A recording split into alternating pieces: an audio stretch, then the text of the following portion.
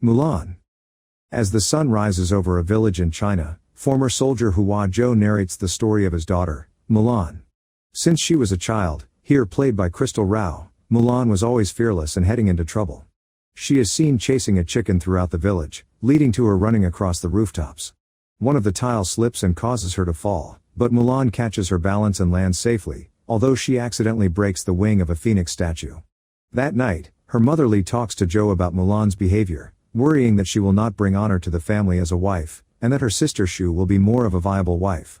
Zhou talks to Mulan and tells her the legend of the phoenix, who is meant to be the guardian of the emperor. He acknowledges that Mulan has a strong qi but thinks that qi is for warriors. Zhou is confident that Mulan will find a way to bring honor to her family in some way.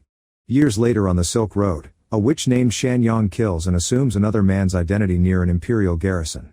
A team of Ruran soldiers, led by Bori Khan, soon storm their way into the garrison, killing several men and terrorizing other citizens. The emperor is informed that the Rurans are making their way toward the imperial palace, and he knows who Bori Khan is because the emperor killed his father in battle many years ago. He orders that every family in China send their strongest sons into battle. Meanwhile, Khan sets up camp with the soldiers in Shanyang, whom he claims is subservient to him, although she knows she possesses more power than he ever will. He wants revenge against the emperor for his father's death, as well as the downfall of the whole Ruran army, and believes nobody will stand in his way. Mulan, now played by Liu Yifei, and Shu, now played by Shana Tang, are both called to meet with the matchmaker so that she may find them proper husbands. After receiving a makeover, the sisters visit the matchmaker. A spider comes down from the ceiling, and Mulan tries to hide it by covering it with a teapot, but the matchmaker insists that the teapot remain in the center of the table. The spider pops out again and freaks Shu out, causing her to flip the table over. Mulan is able to catch the cups and teapot until her hair comes undone and covers her face, causing her to drop and shatter everything. The matchmaker chastises the Hua family, claiming they failed to raise a proper daughter. As the family starts walking back home, an emissary from the emperor arrives to call upon the men in the village to take up arms and fight in the battle against the Rurans. When the Hua family is called, Zhou, visibly weak and crippled, walks without his cane to accept the scroll, but he falls before the village. Mulan attempts to help, but Li tells her she will only humiliate her father further. Later during dinner, Mulan tries to argue why Zhou should not go into battle, but he is adamant that it is his duty as the man to follow through with the orders and fight. After dinner, Mulan watches Zhou trying to wield his sword, being too frail to do so. Knowing she cannot let her father risk his life, Mulan takes her father's sword and armor, then rides away on their family horse to join the Chinese army. In the morning, Mulan's family discovers that she has taken Zhou's sword and armor, and they worry that if the Rurans do not kill her first, the Chinese army will when they discover her lie. Zhou asks the phoenix statue to watch over Mulan. Mulan and her horse travel a great distance, but she cannot find her way to the army camp. The phoenix appears and guides her all the way, leading her to the other soldiers. While online to check in, a large soldier taunts a smaller soldier, Cricket, and she is knocked down in the scuffle. Another soldier, Chen Hongwei, tries to help Mulan up mockingly and she draws her sword on Hongwei, who does the same. They are stopped by Commander Tung, who tells them fighting is forbidden. Mulan introduces herself to him as Hua Jun, and he orders her and Hongwei to fall back in line. She later finds herself among the other soldiers, who are fooling around. Since she is uncomfortable at the thought of showering with them, she volunteers for night guard duty. The soldiers begin their training under Tung, including a rigorous challenge that sees the soldiers carrying buckets of water with their arms stretched out all the way up to the top of a large hill. One soldier who is caught cheating is expelled from the army. Mulan shows off her skills by bringing out her qi, showing to the soldiers what she is capable of during a spear duel with Hongwei, but she fears that she might have almost given herself away. Slowly, Mulan starts to bond with the other soldiers, including Hongwei and Trio Ling, Yao, and Po, but they all note that she stinks from not bathing. When Mulan goes to a lake at night to bathe, Hongwei finds her and tries to join as a friend, but she turns her back to him and tries to get him to go away so he doesn't learn her secret. He tells her that while she can turn her back on him, he hopes she doesn't turn her back on her fellow soldiers. Bori Khan gathers his men in his tent to discuss their battle plan. The soldiers don't care for vast riches, but more for the power and revenge that Khan is after. He promises them that and reminds them that Shan Yang, who is there under her guise as a hawk, only serves him. After she brings this up to him later, he stands by his word since he found her after she was exiled from her village for her powers. They spot another nearby garrison and make plans to attack. They do so in the morning and kill more soldiers. Tung calls Mulan into his tent, noting the use of her qi and saying that his own qi is strong too. He thinks that she is holding back due to her father's legacy, since Tung found alongside Zhou before. Mulan later goes back to the lake to try and practice balancing her qi. After more intense training, Mulan is able to complete the challenge up the hill before anyone else, to the amazement of all the other soldiers. However, Mulan feels dishonest when repeating the 3 virtues engraved on her father's sword: loyal, brave, true. She returns to Tung's tent with the intention of revealing herself, but he thinks she is just nervous because they are heading into battle against the Ruins the next day. Tung also suggests that when the battle is over, he would like to introduce her to his daughter.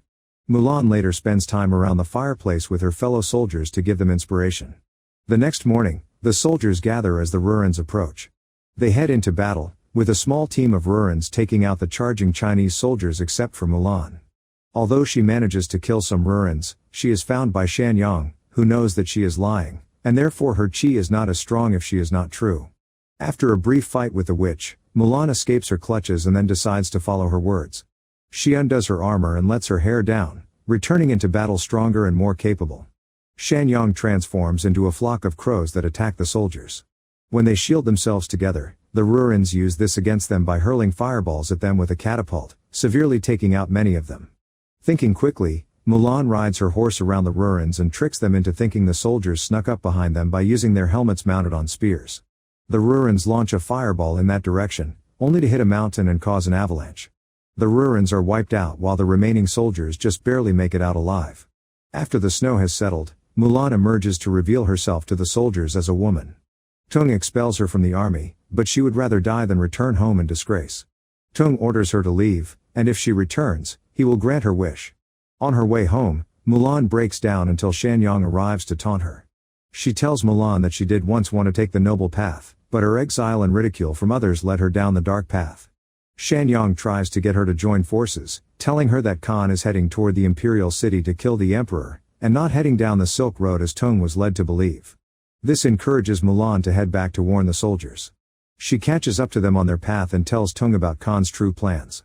Although Tung is not ready to listen to someone who lied to him, Hong Wei steps in to vouch for Mulan and say he believes in her, as do Ling, Yao, Po, Cricket, and many of the other soldiers. Shan Yang makes it to the imperial city by assuming the guise of the emperor's chancellor and claiming that Bori Khan wants to challenge him to a duel personally.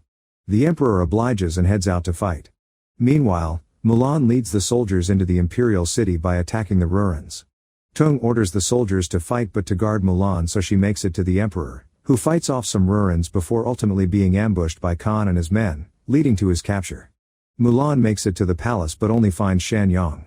Although she thinks it is too late for her, Mulan assures Shan Yang that she still has a chance to make things right.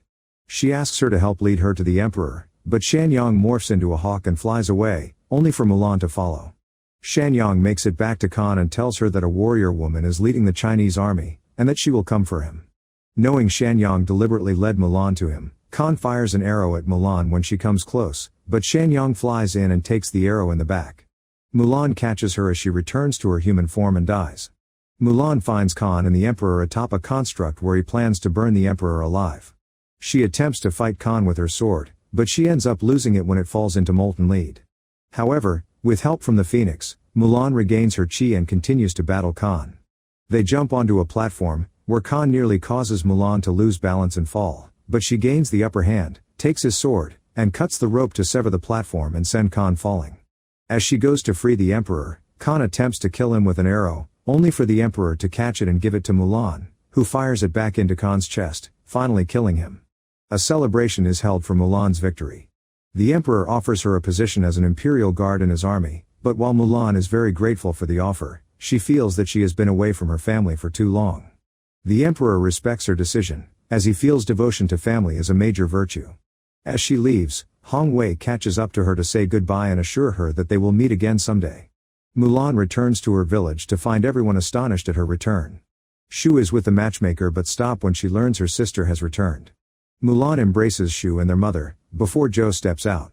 Mulan apologizes for going against him and for losing the sword, but Zhou says that she is the most important thing for him, and they embrace.